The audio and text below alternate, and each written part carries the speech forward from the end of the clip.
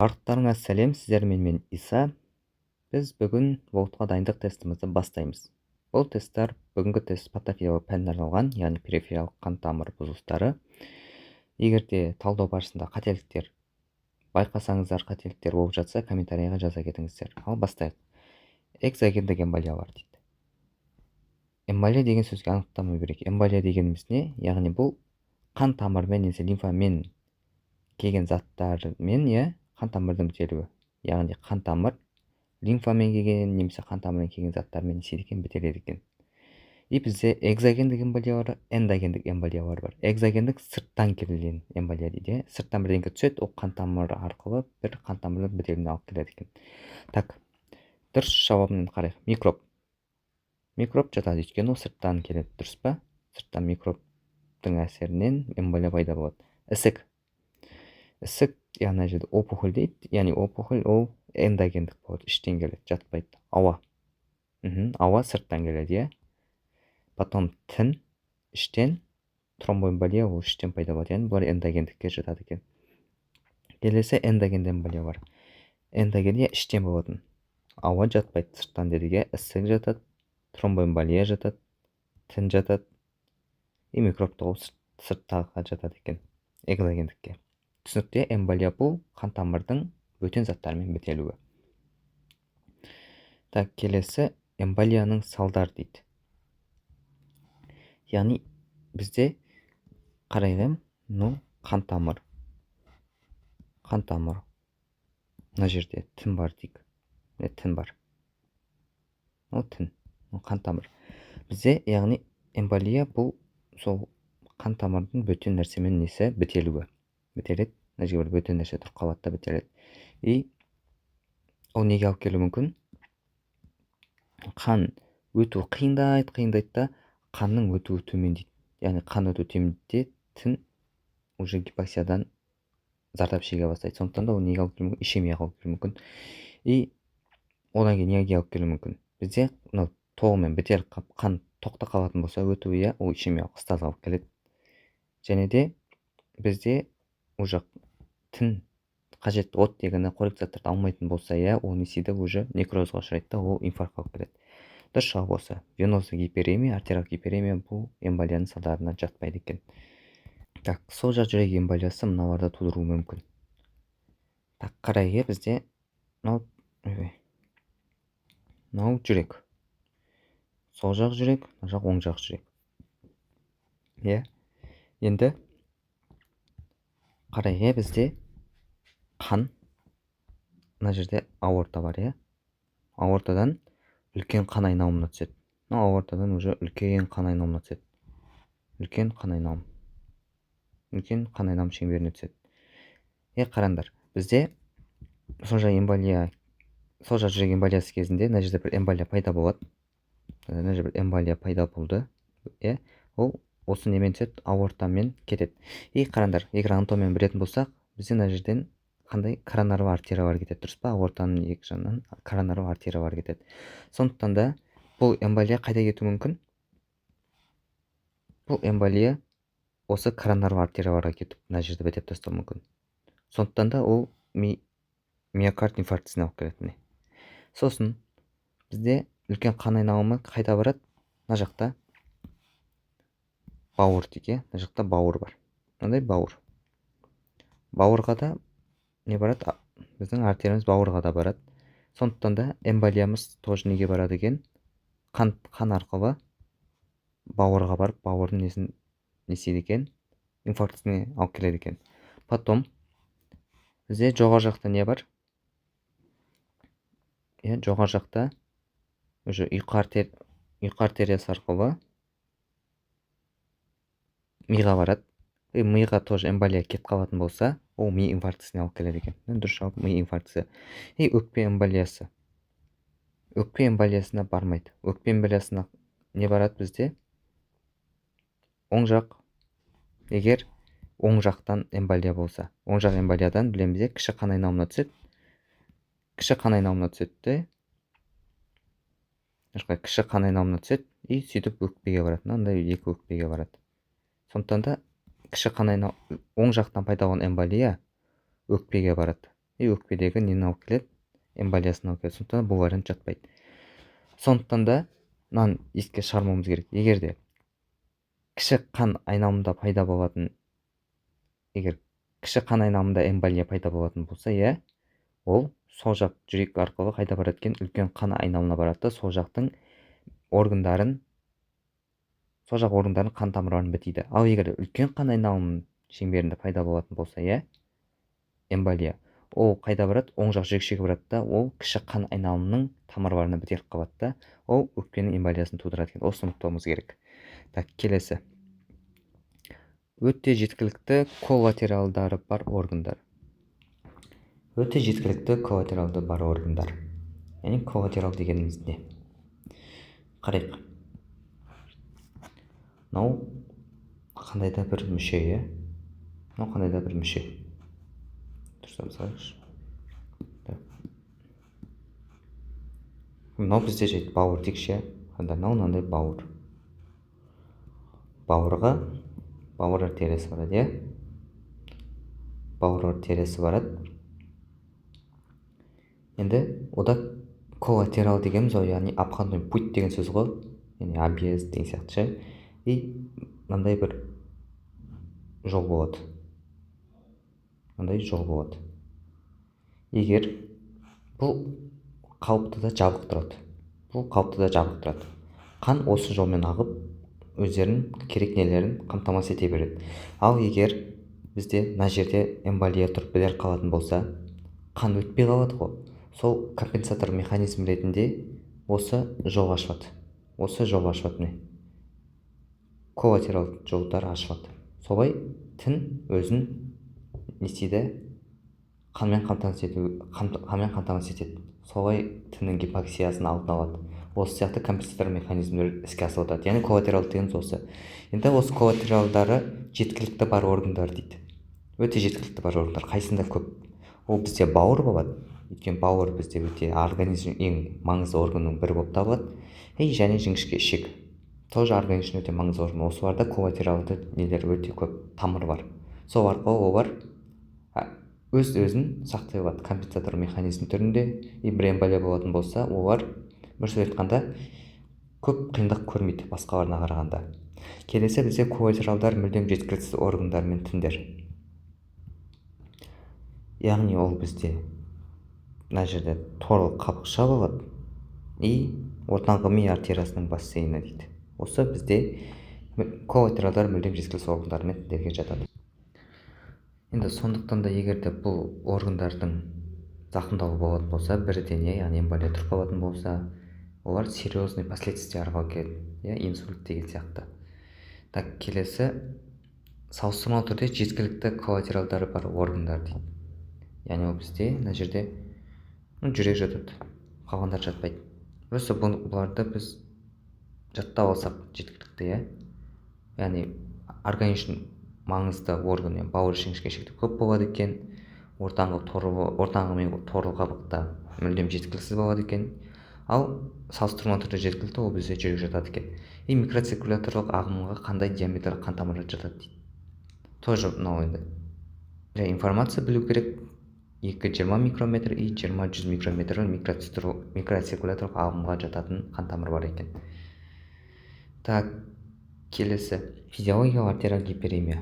Ол дегеніміз не? Бірінші анықтама берейік. Артериал гиперемия дегеніміз, қараңдар, гипер көп деген сөз, эмия қан, артериал қанның көп болуы, яғни ағзалар мен тіндерге артерия арқылы қанның көп келуі, ол артериал гиперемия деген сөз. Ал физиологиялық деген сөз қауіпті кезде пайда болады. Ол қандай кезде?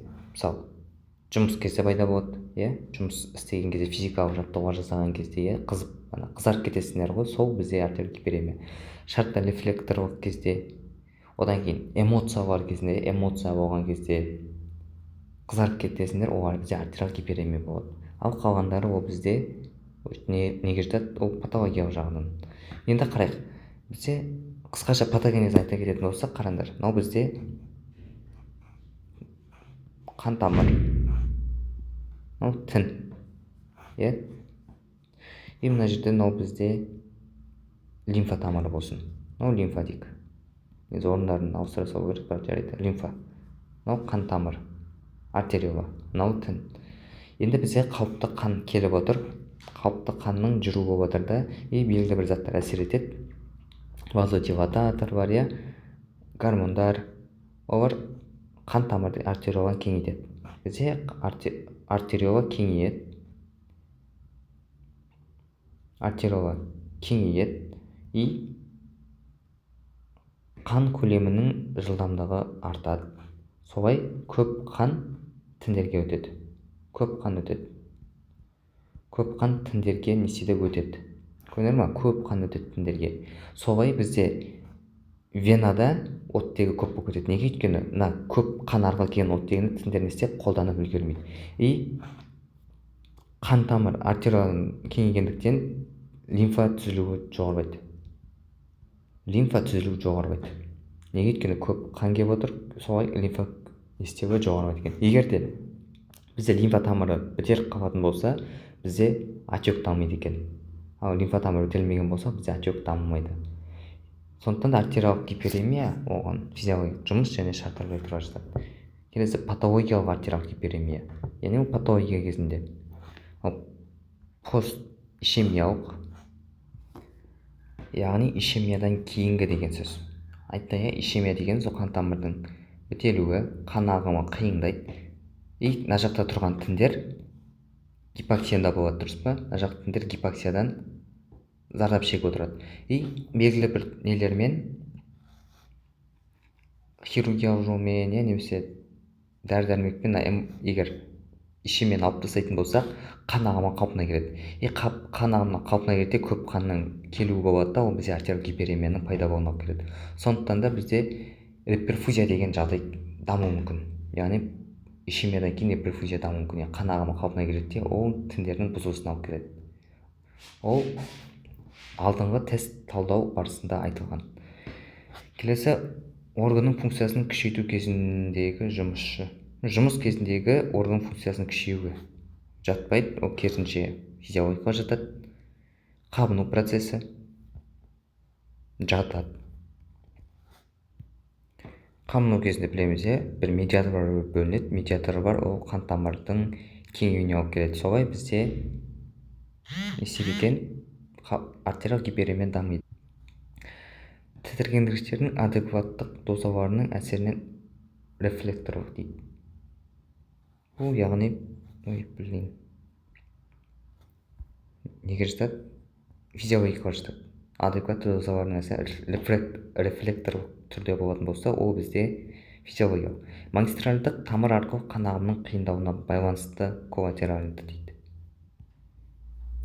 Бұны қалай түсінсек болады? Айтты, жаңа бізде қан тамыр, қараңдар,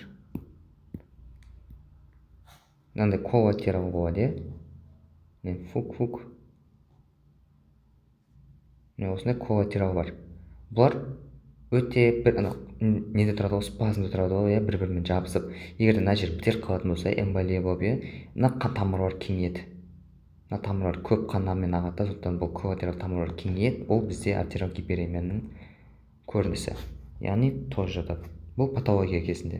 Тромбоэмболия болатын болса, пайда болады.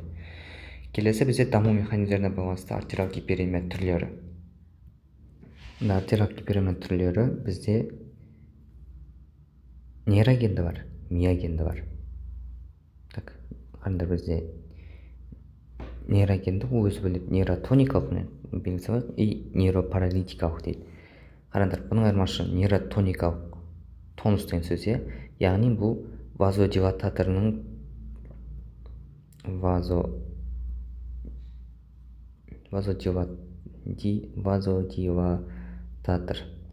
вазодилататорның тонусының жоғарылауы.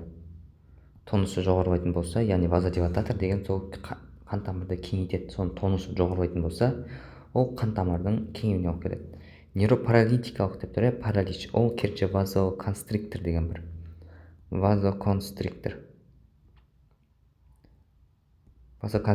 тонусының төмендеуінен, қан тамырлар тарылтатын заттардан тонусының төмендеуінен нейропаралитикалық не дамиды екен, бізде артериялық гиперемия дамиды. Одан кейін бізде миопаралитикалық деген бар. Миопаралитикалық деген, яғни қан тамырының несі бар, бізде тегіс сабау бұлшықеттері бар, соның параличі кезінде дамитын не екен? Артериялық гиперемия. Так, енді тағы не айтса болады. Бізде нейротоникалық бар ғой. Нейротоникалық бізде көбінесе П адреналин рецептор бар, бізде. Адреналин рецептор.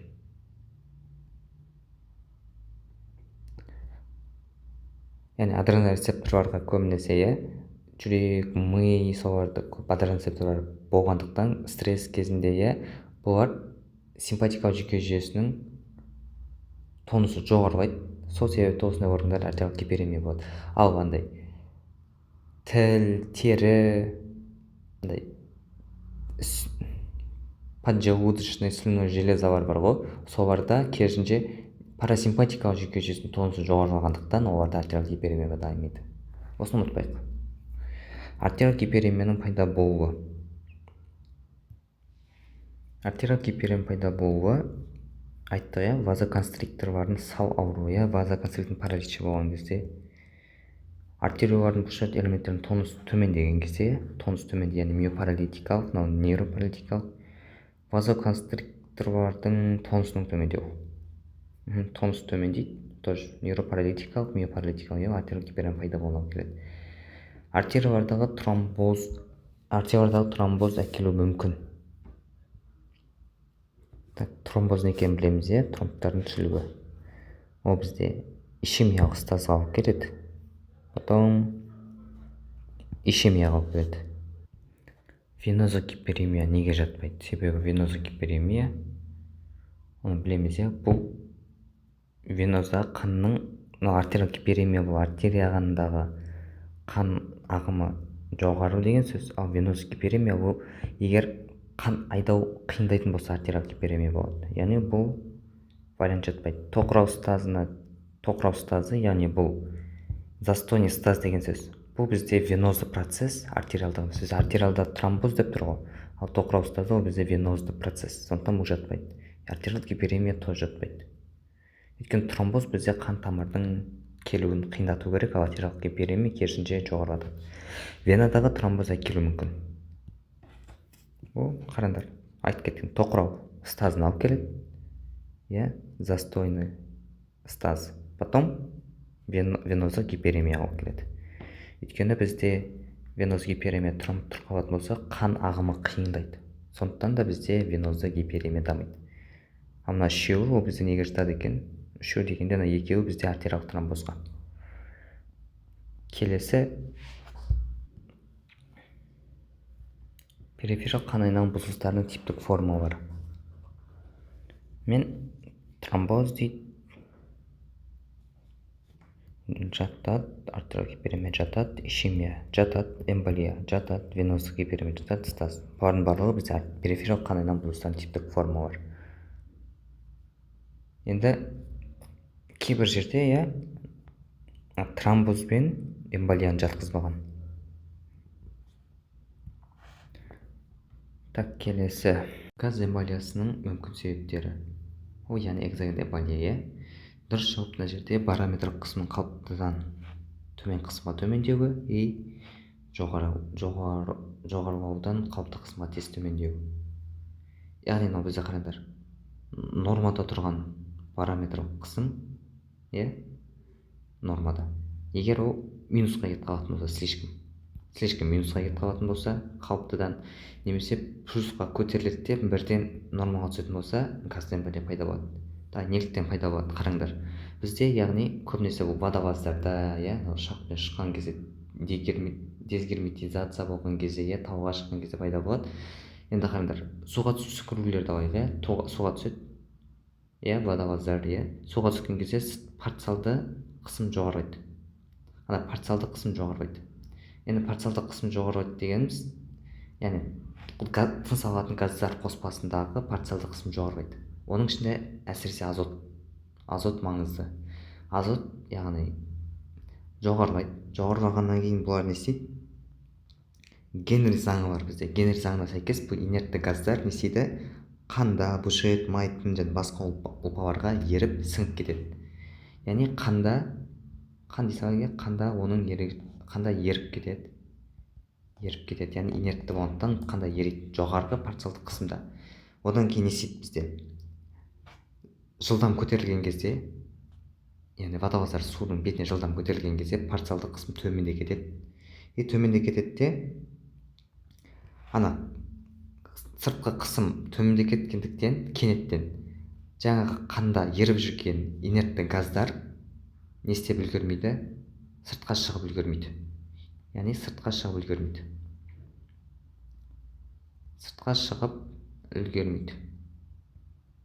үлгермейді. Сондықтан да бізде не пайда болады? Газ эмболиясы осылай пайда болады екен. Газ эмболия.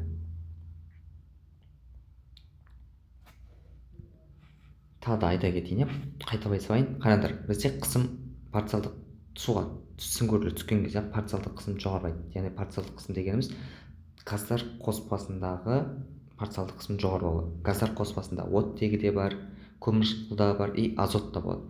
Біз үшін ең маңызды осы жерде азот болып табылады. Сондықтан да парциалдық қысым жоғарылаған кезде инертті газдардың қанда еруі болады. Қанда, ұлпаларда, бұлшықеттерде ериді олар. Генри заңына сәйкес. Ериді, сосын олар бірден су бетіне шығады ғой. Су бетіне шыққаннан кейін парциалдық қысым төмендейді. Парциалдық қысым төмендегендіктен мынау еріп жатқан газдар сыртқа қарай шығу керек. Азот сыртқа қарай шығу керек, бірақ сыртқа шығып үлгермейді. Солай газ эмболия пайда болады. Мына жер түсінікті деп ойлаймын. Мына қысқаша енді патогенез. Келесі, стаздың дамуына ықпал етеді дейді. Стаз дегеніміз не? Бұл яғни микроциркуляциядағы қан ағымының тоқтауы. Қан ағымы тоқтайды. Яғни микроциркуляцияда қан ағымы тоқтауы бізде стаз деп аталады. Стазға не алып келді? Капилляр арқылы қан ағымының жоғарылауы. Ол біз айтты, артериялық гиперемия. Қан қысымын веноздық қысым деңгейіне дейін төмендету, яғни артериялық қан қысымын веноздық қысым деңгейіне төмендету. Бұл вариант жатады. Неге жатады? Қараңдар. Мынау бізде қан тамыр, қан тамыр. Олар қысым есебінде қозғалады. Мына жақтағы қысым жоғары, чем мына жаққа қарағанда. Қан осы бағытта қозғалады. Мына жақ артериалдық қан қысымы, артериалдық қысым, мына жақ веналық қысым дейге. Егер мына артериалдық қысымды веноздық деңгейге дейін мысал ретінде мынаны 60 дейік, мына жақты 20 деген мысал ретінде условно. Мынаны 20-ға дейін түсіріп тастайтын болсақ, қан қозғала ма? Қозғалмайды, тұрып қалады. Сол себепті осы вариант жатады. Келесі веноздық қысымды қан қысымы деңгейіне дейін көтеріледі. Қараңдар, қан қысымы бізде 60 еді мына жақта. Ал мына жақта 20 болды. Егер 20-ны 60-қа дейін көтеріп тастасақ, қан қозғала ма? Жоқ, қозғалмайды. Яғни қан қозғалысы бұзылады да, ол веноздық стаздың дамуына алып келеді. Дұрыс жауап 3 болады. Келесі, микроциркуляторлық тамырларда қан ағымының жылдамдығын арттыру. Бұл жатпайды. Жылдамдық арттыру. Қанның тұтқырлығын арттыру дейді. Яғни қанның тұтқырлығы жоғарылайтын болса, қанның қозғалысы бұзылады. Қанның қозғалысы қиындайды, стазға алып келеді. Бұл вариант жатады. Елестеткендер тұтқыр, мани каша сияқты, қаннан өте ала ма? Сондай консистенциядағы зат өте алмайды. Яғни стазында мұны осылар әсер еткен. 2, 3, 5. Терінің артериялық тамырларының спазмы мыналарды тудыруы мүмкін. Яғни бізде тердегі артериялардың таруына не әсер етеді? Мына жерде гормондар, екінші вазопрессин. Вазопрессин жатады. Атында тұр вазо, тамыр деген сөз. Прессин деген престин деген сөз, яғни бұл жатады. Вазопрессинді білеміз, ол гипоталамустан бөлінеді. Гипоталамус. Немесе бұны вазопрессинді антидиуретикалық гормон деп атайды. Яғни неге қатысады? Ол судың реабсорбциясына қатысады. Және де вазопрессиндік рецептор орналасады қан тамырларда, соның таруына алып келеді. келесі брадикинин ол жатпайды, ол керісінше кеңейтеді. Адреналин яғни жатады, білесіңдер иә, қан тамырлардың тарылуына алып келеді. Бұл вариант жатады. Ангиотензин 2 тоже не істейді, қан тамырларды тарылтады. Азот оксиді жатпайды. Ангиотензин білесіздер иә, ренин, ангиотензин, альдостерон жүйесінің гормоны. Так, келесі. Артериялық гиперемия мыналарды тудыруы мүмкін. Артериялық гиперемия мыналар тудыруы мүмкін. Ең бірінші гистамин, қараңдар. Гистамин медиатор білеміз иә, аллергиялық медиатор қан тамырларды кеңейтеді. Ол жатады, гистамин қан тамырларды кеңейтеді. Потом тромбоксан жатпайды. Брадикинин жатады, қан тамырларды кеңейтеді. И азот оксиді тоже қан тамырларды кеңейтеді. Эндотелин 1 еседе жатпайды. Тромбоксан неге жатпайды? Тромбоксан білесіздер иә, қайдан пайда болады? Бұл фосфолипаз әсерінен не пайда болады? Арахидон қышқылы пайда болады. Арахидон қышқылынан соктың әсерінен иә, циклооксигеназ әсерінен не пайда болады? Тромбоксан пайда болады. Бұл тромбоксан вазодилататор, яғни вазоконстриктор, қан тамырды тарылтады, керісінше қан тамырды тарылтады. Оны мына жаққа жатқызамыз. Спазм тудырады, ол бізде яғни тромбоксан тоже жатады. Тромбоксан иә, қан тамырларды тарылту арқылы қан ұюға қатысады, яғни тромбоциттің бір-біріне жабысуына қатысады, сондай рөл көрсетеді. Ал келесі эндотелин тоже қан тамырдың тарылуына қатысады. Сондықтан бұл варианттар жатқызбадық. Келесі, қандағы концентрация жоғарылаған сайын қанның тұтқырлығы артады. Холестерин жоғарыласа артады қанның тұтқырлығы. Потом фибриноген жоғарыласа, глобулин жоғарыласа, тромбин жоғарыласа, бізде қанның концентрациясы, қанның тұтқырлығы артады. Ал мынау жатпайды. Так, мынаны талдайық па? Не үшін жатады, не үшін жатпайды? Так, давайте айта салайық иә, қараңдар. Холестерин қанда көбейетін болса, яғни білеміз ол немен тасымалданады? Оны тасымалдау үшін нелер көбею керек? Липополисахарид низкий плотности, яғни липополисахарид төмен тығыздықтағы липополисахаридтердің деңгейі арту керек. Яғни холестерин жоғарыласа, мынау да жоғарылайды деген сөз, яғни тоже әсер етеді. Бұл липополисахарид низкий плотности жоғарылайтын болса не болады? Олар неге әсер етеді? Эритроциттердің агрегациясына әсер етеді. Солай бізде қан тұтқырланады. Одан бөлек бізден холестерин не істейді? Неге жиналған жақсы көреді? Яғни капилляр бар ғой, нелерге жиналған жақсы көреді? Капилляр бар, артерия. В общем, қан тамырдың несіне жиналады? Қан тамырдың қабырғасына жиналады да, тоже қанның тұтқырлануына әсер етеді. Альбумин неге жатпайды? Қарап тұрсақ, фибриноген, глобулин тоже альбумин ғой. Альбумин белок қой. Неге бұны жатқызбаймыз? Себебі бұның молекулалық массасы өте төмен. Потом плазмада күшті ериді. Сондықтан да бұл керісінше тұтқырлыққа қарсы болады. Яғни тұтқырлық қылмайды. Фибриноген тоже, оның молекулалық массасы үлкен болады, альбуминға қарағанда. Және де білеміз, ол тромб түзуге қатысып кетеді, және де эритроциттердің агрегациясына әсер етеді. Сосын қан тұтқырланады. Глобулин өте ауыр болып келеді, молекулалық массасы өте жоғары. Сондықтан да ауыр қан қозғалу оған ауыр болады. И қанның тұтқырлығы осылай пайда болады. Тромбин тоже не істейді? фибриннің синтезделуіне қатысады, мына фибриннің синтезделуіне қатысады, одан кейін тромбоциттің агрегациясына қатысады. Осылай қан тұтқырланады. Фибрин түседі, яғни тромбоциттердің агрегациясына әсер етеді. Осылай қан тұтқырланады. Келесі бізде қанның тұтқырлығы төмендейді. Енді қан ағымының жоғарылауымен жатады. Қан ағымы жоғарыласа, тұтқырлық төмендейді. Гематокрит жоғарылауымен бұл керісінше қан тұтқыр болады. Елестетіңдерші, қанда формалық элементтердің саны артып кетеді. Плазмада қарағанда формалық элементтер саны артып кетеді, қан қою тұтқыр болады. Бұл жатпайды. Гемодилюция кезінде, яғни қан сұйылту кезінде түсінікті нәрсе, қан тұтқырлығы төмендейді. Дұрыс жауап болады. Эритроциттердің агрегациясы кезінде керісінше қан тұтқырлығы артады. Келесі артериялық гиперемияның дамуына әкелуі мүмкін.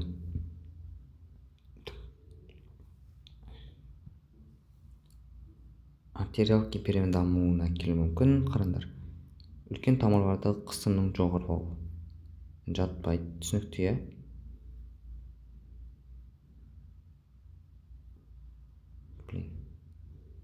түсінікті нәрсе. Тіндер мен мүшелердің механикалық тітіркенуі. Бұл вариант жатады. Неге дейсіңдер ғой? Өйткені қараңдар, қабыну болған кезде, травма болған кезде бізде тітіркенеді, жасушалардың, яғни қан тамырларға әсер етсе, қан тамырлардың кеңеюі болады. Ол артериялық гиперемияға алып келеді. Артерияның эмболиямен бітелуі. Бұны жатқызбаймыз. Егер мынандай вариант болса, эмболиямен бітеледі, бірақ та коллатералды жолдары болса, ол артериялық гиперемияға кіреді. Ал артерияның құр эмболиямен бітелуі құр өзінің. Бұл жатқызбаймыз. Артерияны қысатын ісікті жою дейді. Елестетіп көріңдерші енді. Қан тамыр, оны сырттан не қысып тұр? Ісік, яғни опухоль қысып тұр. Қан ақырын ағып тұр, осы опухольді алып тастайтын болса, қан бұрынғы қалпына келетін болса, қан ағымы, қан еседі көп, қан ағымы мына жақта жоғарылайды. Артериялық гиперемияның дамуына келеді, яғни бұл вариантты жатқызамыз. Артерияны қысатын ісікті жойсақ. Вазоконстрикторлардың сал ауруы, бағана айтты, невропаралитикалық деп. Келесі, венозық гиперемияның дамуына әкелуі мүмкін. Қарайық, тамырлардың атеросклеротикалық өзгерістері. Тамыр деген бар ғой, мына жерде. Вена дейікші. Венадағы атеросклеротикалық өзгерістер жатпайды. Тамырдың қан ұйғышымен бітелуі. Тамыр тоже венаның қан ұйғышымен. Қан ұйғыш деген тромб деген сөз, тромбпен бітелуі жатады. Өйткені қан ағымы қиындайды. Жаттыр ұлғаюымен вена тамырдың қысылуы. Вена тамыр қысылады, қан ағымы қиындайды да веналық гиперемия дамиды. Ангиоспазм жатпайды, үлкен веналардағы қысымның жоғарылауы. Айттық бағана, венада қысым артериялық қысыммен теңесетін болса, веналық гиперемия дамиды. Венозық гиперемия. Теңесетін емес, относительно төмен болады. Мына жақта 60 болса артерияда, мына жақта примерно 40 болады. Ағу қиындайды да, ол артериялық гиперемия болады. Егер 60-та теңесетін болса, ол бізде стаз. Енді қараңдар. Мына жерде венадағы атеросклеротикалық өзгерістер дейді. Былай қарап тұрсаң, атеросклероз болса, қан ағу қиындау керек қой. Бірақ бізде венада пайда болмайды атеросклеротикалық өзгерістер. Ол бізде артерияларда пайда болады. Сондықтан бұл вариантты біз жатқыза алмаймыз. Ишемияның дамуына әкелуі мүмкін. Ишемия не екенін білеміз, тіндерге қан тамырлардың қысылуымен, бітелуімен тіндерге баратын қан ағымының азаюы. Ол артерияны ісікпен қысу дейді, яғни ісік деген жерде опухоль деген сөз ғой, сырттан давление болады. Значит, бұл жатады. Артерия айтып кеттік, бағана ісік болуы мүмкін, ол жандағы бір орган болуы мүмкін, қысатын. Лимфотиден ұлғаюы мүмкін, қысатта қан ағымы неседі қиындайды.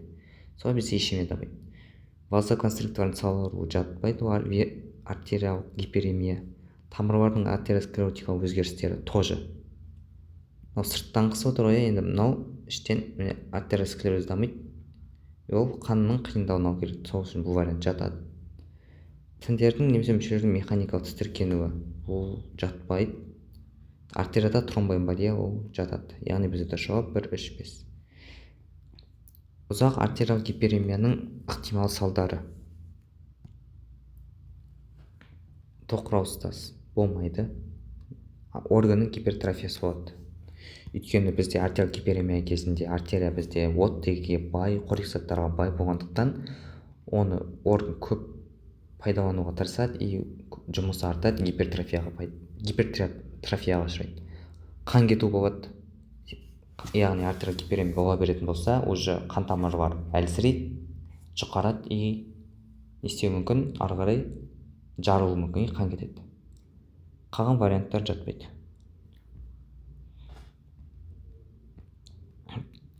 Ұзақ мерзімді веноздық гиперемияның ықтимал салдары. Бізде паренхималық жасушалардың атрофиясы болады, өйткені бізде қорек нәрсе жетіспейді. Органның склерозы болады. Одан кейін дәнекер тінінің өсуі, яғни фиброз болады. Осы дұрыс жауап. Орган инфарктісі болмайды, орган функциясының күшеюі тоже болмайды. Яғни дұрыс жауап 1, 2, 4. Келесі созылмалы ишемияның ықтимал салдары. Органның гипертрофиясы болмайды. Жасушаның апоптозы болады, өйткені қан ағымы жетіспей жатса, уже программирование клеточной смерть болады. Потом бізде уже фиброз болады. Яғни ол хронический ишемия болған кезде, созылмалы ишемия болған кезде тіндер не істейді екен, фиброзды тінге ауыса бастайды. Қан кету болмайды, ісіну тоже болмайды. Келесі бізде артериялық гиперемияның ықтимал салдары. Ең бірінші ісіну. Ісіну болуы мүмкін. Қандай кезде? Бағана айтып кеттім ғой. Қан тамыры дедім мен ол. Мынау тін дедім.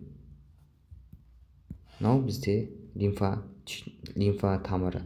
Егер де лимфа тамыры бітеліп қалатын болса, сырттан қысылатын болса, артериялық гиперемия кезінде лимфаға өтіп үлгермейді. Лимфа тамыры арқылы лимфаның өтуі бұзылады да, мына жер уже тін ісінеді, отек дамиды. Яғни ісіну пайда болуы мүмкін. Тек осындай жағдайда. Келесі органның функционалдық мүмкіндіктерінің артуы. Яғни функционалдық мүмкіндіктер артады. Жатқызсақ та болады, жатқызбасақ та болады. Тіндер мен мүшелердің гипертрофиясы мен немесе гиперплазиясы дейді. Негізі гипертрофия болады, бірақ гиперплазия болмайды. Тоқырау ұстазы жатпайды, қан кетулер болады. Келесі веноздық гиперемияның ықтимал салдары дейді. Мына жерде бізде органның склерозы болмайды. Ол бізде созылмалы веноздық гиперемияға тән. Мынау жатпайды, органның гипертрофиясы. Ісіну тән. Неге? Өйткені қараңдар. Қан тамыр, мына жерде веноздық гиперемия болып жатыр. Ол жерде қысым жоғарылайды да, ол тінге сұйықтықтың өткеніне әсер етеді. Мына жерде бізде тін не істейді екен, ісінеді екен. Яғни ісіну болады. Жатады. Орган немесе тіннің гипоксиясы болады. Яғни бізде бар ғой веноздық гиперемия ғой, неліктен гипоксия болады деп ойлайсыңдар. Өйткені қан ағымының, яғни қанның кетуі қиындайды. Қанның кетуі қиындайтын кезде мына жерде тұрған жалмауыз жасушалар көп оттегін алып, сол жерде бар қорек заттардың барлығын алып үлгереді. Сондықтан да келесі жасушаға не жетіспей қалады, мына жерде жанды келесі жасушаға оттегі уже жетіспейді. Мына жалмауыздар барлығын алып үлгереді. Оттегі жетіспей қалады келесі жасушаға, сосын тін гипоксияға ұшырайды. Тіндік некроз дейді. Бұл жатпайды. 5 минуттан аз уақытқа созылған ишемияның ықтимал салдары. ишемияның ықтималдықтары ісіну болмайды, стаз болмайды, функциясын төмендеу, функциясы төмендейді. Түсінікті нәрсе, ишемия қан ағымы қиындады. Некроз болмайды, орган немесе тіннің гипоксиясы, яғни тін уже гипоксияға ұшырай бастайды. Келесі, артериялық гиперемияға тән қан ағымының жоғарылауы. Келесі, микроциркуляторлық төсек микроциркуляторлық арна, қате аударған ғой, арна тамырларындағы қысым градиентін жоғарылауы жатады. Яғни бізде қысым жоғарылайды, қысым градиенті жоғарылайды. Қысым градиенті, яғни артериялық қысым азайтылған веналық қысым. Яғни бізде артериялық қысым мына жерде жоғары болады да, веналық мына жерде төмен болады. Арасындағы градиент, яғни бізде сәйкесінше жоғары болады. Келесі, перифериялық қарсылықтың артуы жатпайды. Бізде общий периферический сосудистый сопротивление бар.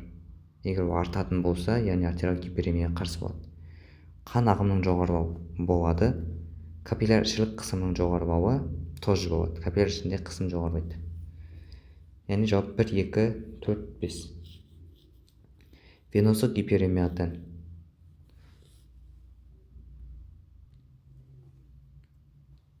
венозық гиперемияға тән бізде мына жерде микроциркуляторлық тамырлардағы қысым градиентінің төмендеуі дейді. Жатпайды, жоғары болады. тістедегі сұйықтықтың сүзілуі, яғни фильтрацияның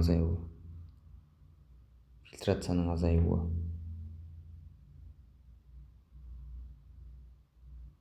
Так, венозы гиперемия дейді. Қандай қан ағыны азаяды. Түсінікті нәрсе, капилляр ішінде қысымның төмендеуі жоқ, қан ағымының жылдамдығының төмендеуі жатады.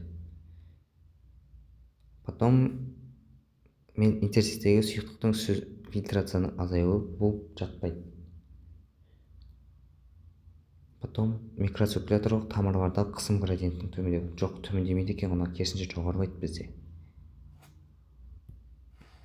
Мынау бізде неге төмендейді қараңдар, айттық, жаңа қан бар, қан тамыр, венозық гиперемия бітеліп тұр, мына жерде веналық қысым жоғарылайды. Мына жерде артериялық қысым нормада болады да, екеуі почти 50 болса, мына жақ уже 40 болып тұрады да, условно. И арасындағы азайтсақ, градиент төмендейді сәйкесінше, дұрыс қой, 50-ден 40-ға азайтсақ 10. Сондықтан градиент төмендейді. Ал мына жақта примерно қараңдар, мына жақ 20 болып тұр, мына жақ 70 болып тұр. Арасын азайтсақ 50. Яғни градиент жоғары. Мына жерде төмен. Сондықтан да бұл вариант жатқызамыз. Так, келесі ишемияға тән дейді. Так, ишемияға тән лимфа ағынының төмендеуі. Неге? Өйткені лимфа түзілу үшін бізде артериямен көп қан келу керек. Ал ишемия кезінде қан келу керісінше төмендейді. Сондықтан лимфа ағынының төмендеуі болады. Капилляр қысымның төмендеуі, түсінікті нәрсе. Қысым төмендейді. Алкалоз дамуы дейді. Бізде ацидоз дамиды. Сондықтан бұл вариант жатпайды. Қан ағымының жылдамдығы төмендейді. Сұйықтық қан тамырдан тінге сүзілуін азайту. Сұйықтықтың қан тамырдан тінге фильтрацияның азаюы. Осы вариант жатады. Келесі, артериялық гиперемияның сыртқы белгілері. Яғни органның қою қызыл шие түстес болуы, өйткені қан қызыл рең береді ғой, слишком қызарып кетулеріңіз осыдан. Үстірт орналасқан температурасы жоғары болуы болады. Неге? Өйткені органдар бар ғой, тіндер көп энергия қолданады, оттегіні көп қолдана бастайды. Қан тамыр бізде жылы болып келеді, екіншіден, сондықтан да бізде температура жоғарылайды. Ісіну. Мүмкін ісіну болады, айттым ғой бағана, плюс-минус қой, өйткені болмауы да мүмкін. Ісіну болады, это когда лимфа түйіні қысылып қалған жағдайда. Тін тургоры ұлғаяды. Яғни упругость ткани дейді ғой. Яғни ол қан тамырлардың объемның үлкеюімен байланысты. Тін тұрғылаяды.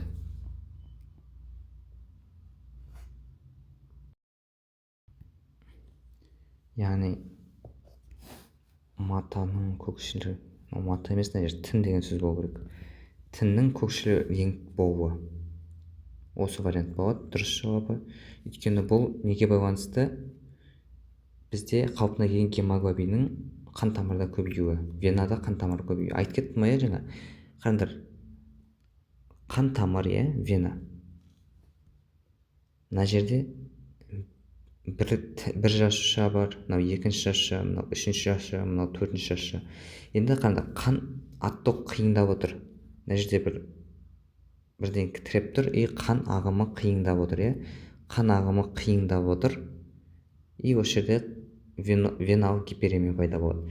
Сосын қараңдар, бізде мына жерде оттегі бар 100% деге, мысалы условно 100% бар, ол мынау тін алып алады. 90 келу керек болады да, қауіпті да. 90 келу керек те 10%-ын алу керек, қауіпті да. Ал егер қан ағымы қиындайтын болса, веналық, мына жерде қысым жоғарылайды да, қан ағымы қиындайды да, мына жерде тұрған жасша тағы да 10%, тағы да 10%, тағы да 10% оттегін алып алады да, мына жаққа қанша келеді? Примерно 60% ғана келеді. Тоже мынау 10%, 10%, 10% алады да, мына жаққа уже 20 не келеді? Уже оттен 20% келеді де, тоже бәрін қолданып алады. Қолданып алады да, қанға не өтеді? Уже карбоксигемоглобин өтеді, қалпына келген гемоглобин. Яғни СО2. Гемоглобин СО2 қанда жоғарылайды. Бұл көкшіл реңк береді. Осы үшін ол көкшіл реңк береді. Органның қызыл түсі ол гиперемияға жатпайды. Ісіну болады. Өйткені мына жерде қысым жоғарылайды, тіндерге сұйықтық өткізеді. Температураның жоғары болуы бұған жатпайды.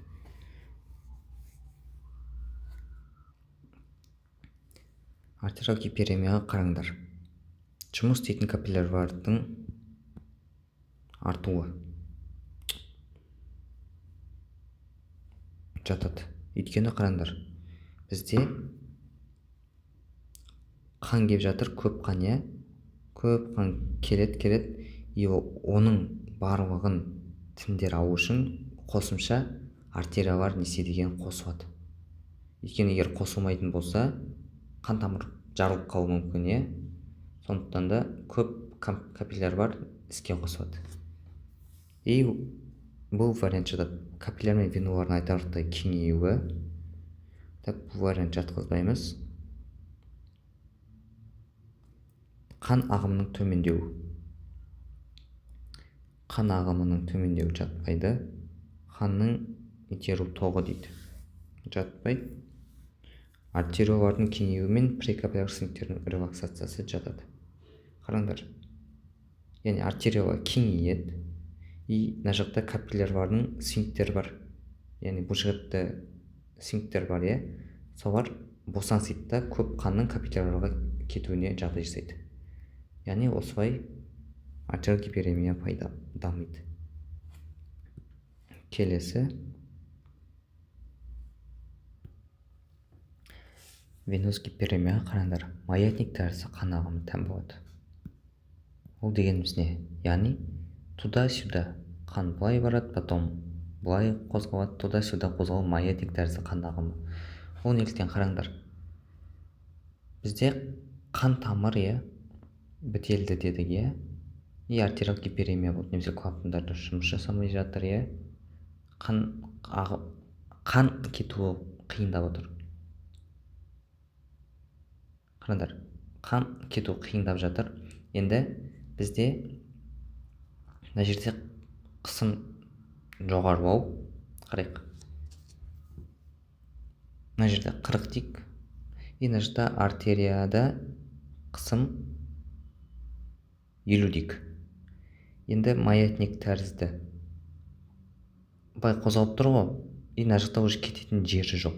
Жүрек босаңсыған кезде оған қандар, вена қандары келеді, ана жақтан, вена қандар келген кезде мына жақта қан қысымы жоғарылайды. Ол неден жоғары кетеді? Артериядан жоғары болады да, қан обратно кетеді.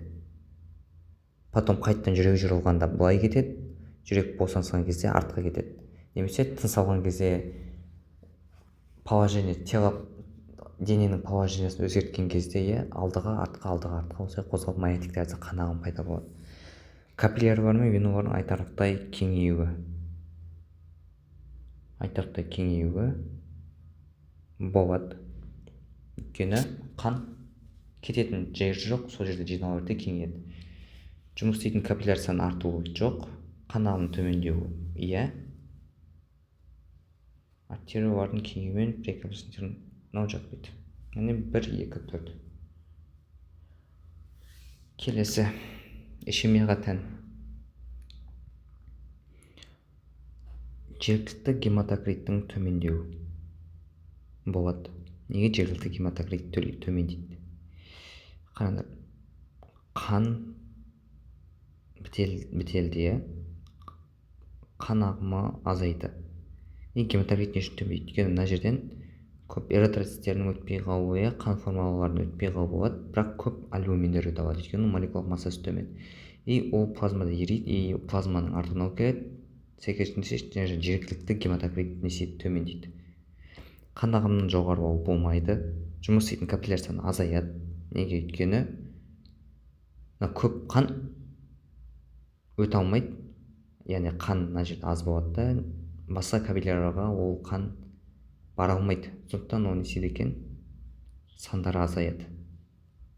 Тек бірең-сараң капиллярлардан ғана өсіп өтеді де, кейбіреуінен өтпейді. Өйткені қан аз. Микроциркуляторлық тамырлардың айтарлықтай тарылады, қан итеру тоғы дейді. Болмайды.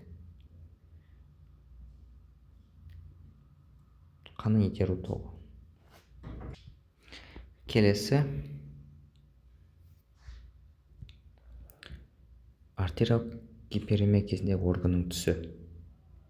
Капилляр мен веналардың едәуір кеңеюімен емес, венозды қанда қалпына келтірген гемоглобин құрамының жоғарылауы емес, жергілікті гематокрит көрсеткішінің ұлғаюы жатады, венозды қандағы оксигемоглобин құрамының жоғарылауымен органның түсі әсер етеді. Түсінікті, артериялық гиперемияда қызыл түс болады. Венозық гиперемияда органның түсі, қанда оксигемоглобин жоғарылау, ол артерияға кіреді. Капилляр мен веналардың едәуір кеңею жатады. Потом жергілікті гематокрит көрсеткішінің ұлғаюы жатады. Венозды қанда қалпына келтірген гемоглобиннің карбоксигемоглобин жоғарылауы жатады. Карбогемоглобин яғни жоғарылайды, жатады. Сондықтан веналық гиперемия кезінде көгілдір түс пайда болады. Ишемияда органның түсі. Қалпына келтірген гемоглобин құрамының жоғарылауы веналық гиперемия жатады. Жұмыс істейтін капилляр саны азаяды. Оксигемоглобин құрамы жоғарайды, ол артериялық гиперемия. Жергілікті гематокрит көрсеткішінің төмендеуі, осы екеуі бізде ишемияда орган түсін береді, яғни ишемия кезінде бледный түс пайда бола бастайды. Артериялық гиперемия кезінде үстірт орналасқан тіндердің температурасының өзгеруі мыналарға байланысты. Қан ағымының жоғарылауымен байланысты. Артериялық қан ағымының жоғарылауымен байланысты. Потом лимфа ағынының жоғарылауы әсер етпейді, тотығу процестері күшейеді. Өйткені бізде оттегі көп, оны қолданады да, бізде энергия көп бөлінеді. Энергия көп бөлінсе, яғни энергия көп бөлінеді де, ол температураның жоғарылауына алып келеді. Венозық гиперемия кезінде үстірт орналасқан тіндердің температурасының өзгеруі мынаған байланысты. Қан ағымының жылдамдығының төмендеуі и артериялық қан ағымының төмендеуі. Потом артериялық қан ағымының жоғарылауы жатпайды, жылу өндірісінің күшеюі тоже. Ол неге жататын? Кешінде артериялық гиперемия жатады. Ишемияның сыртқы белгілері. Айттым я, орган кішкене бозғыл түс болады, ісіну болмайды, үстірт орналасқан тіндер температурасы төмендейді, өйткені зат алмасы төмендейді, орган немесе тін аймағының көлемінің аздап төмендеуі. тоже осы болады. Өйткені өздерін төмендету арқылы компенсатор механизмінде яғни көлем төмендеуі мүмкін. Так, сіздерге айтқым келген, талдағым келген тест осы. Егер де қателіктер болса, комментарийға жаза кетіңіздер. Каналға тіркеліп, лайк басып отырыңыздар. Кездескенше.